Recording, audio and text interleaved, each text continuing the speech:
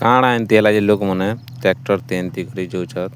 ଚାଲ ତମକେ ଦେଖୁଛେ ଆଜି ଚେନ୍ନାଇର ବଜାର କିନି।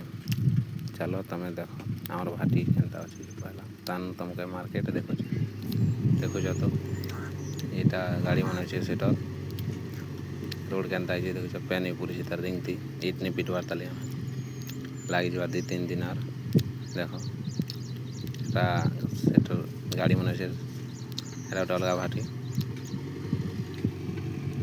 ଚାଲ ତମକେ ଦେଖ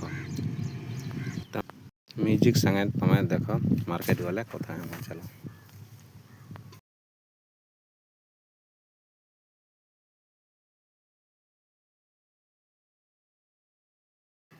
ଚାଲ ମାର୍କେଟ ପହଞ୍ଚିଗନୁ ଦେଖ କେତେ ଭିଡ଼ ଅଛେ ଯେ ବେଶୀ ନି ଦେଖେଇ ପାରେ ନା ବଜାରନୁ ଏଇଟା ଫିରୁଛୁ ନା ଦେଖ କେତେ ଆଗାଡ଼େ ଯାଉଛନ୍ତି ଲୋକ ଆଉ ତମକେ ଦେଖୁଛେ ପଛଆଡ଼େ ବି କେତେ ଲୋକ ଅଛନ୍ ତାଲି ତମେ ଦେଖ